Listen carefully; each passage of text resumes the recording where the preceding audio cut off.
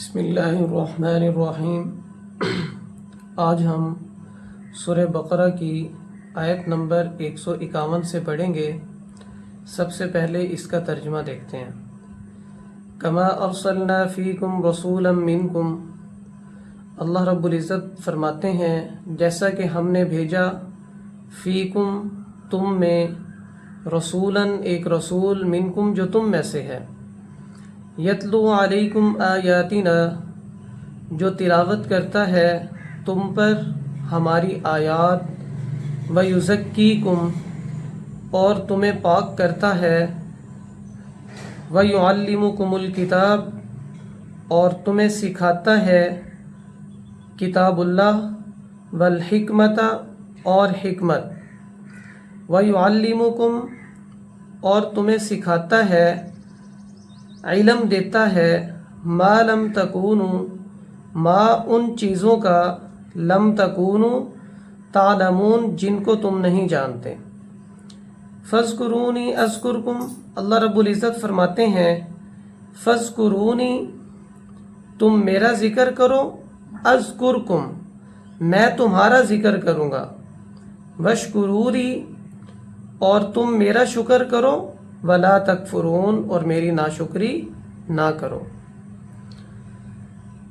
دیکھیں پیچھے جو سورہ بقرہ کے اندر تذکرہ چل رہا تھا وہ قبلے کا چل رہا تھا، تو اللہ رب العزت نے پچھلی آیات میں فرمایا کہ اے ایمان والو، اب میں نے تمہارا قبلہ بیت اللہ شریف کو کر دیا ہے، اور جو تم بیت المقدس کی طرف منہ کر کے نماز پڑھ رہے تھے اس قبلے کو میں نے منسوخ کر دیا ہے۔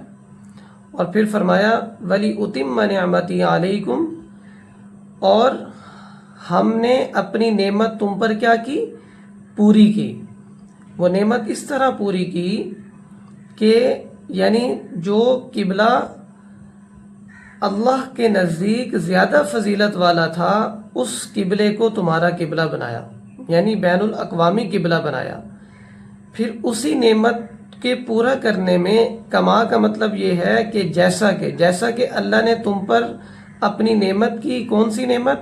کہ تمہارا قبلہ بیت اللہ شریف بنایا، اسی طرح فرمایا کہ تم پر اللہ کا ایک بہت بڑا انعام ہے کہ تم میں اپنا رسول بھیجا، ٹھیک ہے، منکم جو تم میں سے ہے، تمہارے قبیلے میں سے ہے، اور پھر فرمایا کہ اس کی ذمہ داریاں کیا ہیں، اس کے فرائض کیا ہیں، پھر ان فرائض کو یہاں سے ذکر کیا، فرمایا یتلو علیکم آیاتنا کہ وہ تلاوت کرتا ہے تم پر ہماری آیات، یعنی قرآن مجید کی آیات، جو اللہ کی آیات ہے، جو اللہ کا کلام ہے، وہ تمہیں پڑھ کر سناتا ہے، ویزکیکم اور تمہیں پاک کرتا ہے۔ اب پاک کرنا یہاں پر ظاہری پاکیزگی بھی مراد ہے کہ تمہیں غسل کا طریقہ سکھاتا ہے، وضو کا طریقہ سکھاتا ہے کہ جس کے ذریعے سے تم بڑی پاکی حاصل کرتے ہو اور چھوٹی پاکی حاصل کرتے ہو۔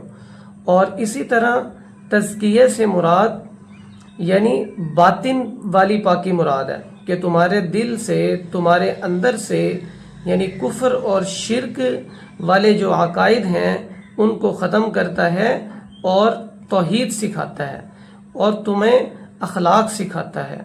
پھر فرمایا وَيُعَلِّمُكُمُ الْكِتَابَ اور تمہیں علم دیتا ہے کتاب اللہ کا، کتاب سے مراد قرآن مجید، والحکمہ اور تمہیں علم دیتا ہے حکمت کا۔ اب حکمت سے کیا مراد ہے، اس کے بارے میں مفسرین کے بہت سارے اقوال ہیں۔ ان سب اقوال میں سے جو سب سے راجح قول ہے وہ یہ ہے کہ حکمت سے مراد سنت ہے، حدیث ہے، کہ جس کے ذریعے سے کتاب اللہ کو سمجھنا کیا ہو جاتا ہے، آسان ہو جاتا ہے۔ اس سنت سے مراد یا تو وہ قولی سنت ہے، قولی حدیث ہے کہ آپ صلی اللہ علیہ وسلم اپنے اقوال کے ذریعے سے کتاب اللہ کو معنی بیان کرتے ہیں، یعنی جب حدیث بیان کرتے ہیں تو اس کے ذریعے سے ہم کتاب اللہ کو سیکھتے ہیں، یا پھر آپ صلی اللہ علیہ وسلم کے عمل کے ساتھ، یعنی قرآن مجید پر عمل کر کے آپ صلی اللہ علیہ وسلم نے اپنی امت کو سکھایا کہ کس طرح جو ہے اللہ کی کتاب پر، اللہ کے کلام پر عمل کیا جاتا ہے۔ تو حکمت سے مراد کیا ہے؟ سنت رسول اللہ صلی اللہ علیہ وسلم۔ پھر فرمایا وَيُعَلِّمُكُم مَّا لَمْ تَكُونُوا تَعْلَمُونَ، اور تمہیں علم دیتا ہے ان چیزوں کا جن کو تم نہیں جانتے۔ اب یہ کون سی چیزیں ہیں؟ مثال کے طور پر ہمیں علم نہیں تھا، آپ صلی اللہ علیہ وسلم نے بتایا کہ جب تم مر جاؤ گے، تمہاری روح نکل جائے گی، تو پھر تم نے کہاں جانا ہے؟ قبر میں جانا ہے۔ پھر قبر کے بعد کیا ہے؟ تمہارا امتحان شروع ہوگا، تمہارے پاس فرشتے آئیں گے، منکر نکیر آئیں گے جو تم سے سوال کریں گے۔ پھر اس کے بعد یعنی پھر تم ایک دن قبر سے اٹھائے جاؤ گے، پھر پل صراط آئے گی، پھر اللہ کا دربار لگے گا، پھر تم میدان محشر میں کھڑے ہوگے، پھر اللہ رب العزت جو ہے تم سب کا محاسبہ کریں گے۔ تو یہ ساری باتیں آپ صلی اللہ علیہ وسلم نے سکھائی جن کو ہم نہیں جانتے تھے۔ تو اللہ رب العزت فرما رہے ہیں اور پھر تمہیں علم دیا، تمہیں سکھایا ان چیزوں کا جس کے بارے میں تم نہیں جانتے تھے۔ فرمایا فَاذْكُرُونِي أَذْكُرْكُمْ، اللہ رب العزت فرماتے ہیں کہ تم کیا کرو؟ میرا ذکر کرو اور میں تمہارا کیا کروں گا؟ ذکر کروں گا۔ یعنی پیچھے جو فرمایا کہ اللہ رب العزت کے تم پر بہت بڑے انعامات ہیں، ان انعامات میں سے دو کا ذکر کیا کہ ایک تو یہ کہ تمہارا قبلہ بیت اللہ شریف کو بنایا جو بین الاقوامی قبلہ ہے، یعنی بیت المقدس کچھ انبیاء کا قبلہ تھا، لیکن بیت اللہ شریف بہت سارے انبیاء کا قبلہ تھا۔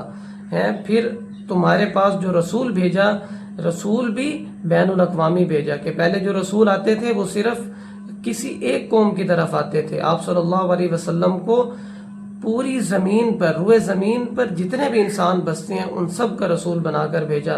فرمایا کہ جب اللہ کے اتنے بڑے بڑے تم پر انعامات ہوئے تو پھر ان انعامات کا تقاضا یہ ہے کہ تم کیا کرو؟ میرا ذکر کرو۔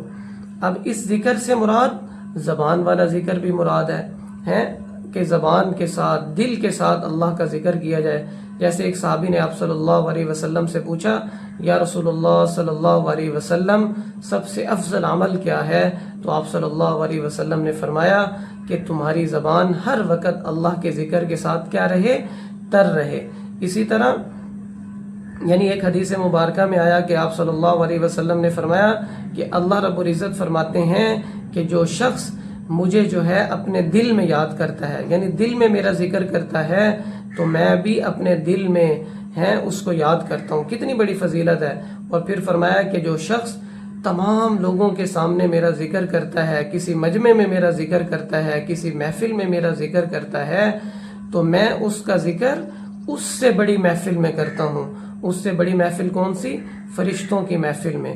اور پھر فرمایا وَاشْكُرُوا لِي وَلَا تَكْفُرُونَ، اور تم میرا کیا کرو؟ شکر کرو اور ناشکری نہ کرو۔ اب اس شکر سے مراد ایک تو زبان کے ساتھ شکر ادا کرنا ہے، جیسے زبان کے ساتھ ذکر کرنا، دل کے ساتھ ذکر کرنا ہے۔ زبان سے شکر کیا ہے کہ اللہ رب العزت نے اچھا کھانا دیا، کھانا کھا کر اللہ کا شکر ادا کرنا ہے۔ اچھے کپڑے دیے، کپڑے پہن کر اللہ کا شکر ادا کرنا ہے زبان کے ساتھ۔ یا اللہ تیرا شکر ہے تو نے مجھے فلاں نعمت دی۔ اور ایک عملی شکر ہوتا ہے۔ وہ عملی شکر کیا ہے کہ اللہ نے اچھا کھانا دیا ہے تو اس کھانے میں سے کچھ کھانا جو ہے اللہ کے راستے میں صدقہ کرنا، غریبوں کو کھلانا ہے۔ اللہ نے اچھے کپڑے دیے ہیں، ان کپڑوں میں سے وہ اچھے کپڑے پہن کر اور جو ضرورت سے زائد کپڑے ہیں وہ غریبوں میں تقسیم کرنا، یہ عملی شکر ہے۔ اسی طرح اگر اللہ نے اولاد دی، زبان کے ساتھ شکر کرنا، اور عملی شکر کیا ہے کہ عقیقہ کرنا، اور پھر عقیقہ کر کر اس گوشت کو کیا ہے غریبوں میں تقسیم کرنا ہے۔ اللہ نے حج کی توفیق دی تو حج کر کے آخر میں قربانی کرنا، تو یہ کیا ہے؟ عملی شکر ہے۔ عملی شکر یعنی نماز پڑھنا ہے، اللہ کے حقوق پورے کرنا فعل کے ساتھ، عمل کے ساتھ۔ وَلَا تَكْفُرُونَ، اللہ فرما رہے ہیں کہ میری ناشکری نہ کرو۔ ایک اور جگہ اللہ قرآن پاک میں فرماتے ہیں لَإِن شَكَرْتُمْ لَأَزِيدَنَّكُمْ، اگر تم میرا شکر کرو گے لَأَزِيدَنَّكُمْ، تو میری نعمتیں تم پر بڑھ جائیں گی۔ اور فرمایا کہ وَلَئِن كَفَرْتُمْ، اگر تم جو ہے ناشکری کرو گے تو پھر یہ نہیں ہے کہ صرف نعمتیں کم ہوں گی، فرمایا إِنَّ عَذَابِي لَشَدِيدٌ، پھر میری پکڑ کیا ہے؟ بہت سخت ہے۔ تو یہ آج کا سبق تھا۔ تو آپ سب سے گزارش ہے کہ اسی طرح اگر قرآن مجید کو آسان ترجمے کے ساتھ اور آسان تفسیر کے ساتھ سیکھنا چاہتے ہیں تو کیا ہے ہمارے چینل کو سبسکرائب کریں تاکہ آئندہ آنے والی ویڈیوز بھی آپ تک پہنچتی رہیں۔ وما علینا الا البلاغ۔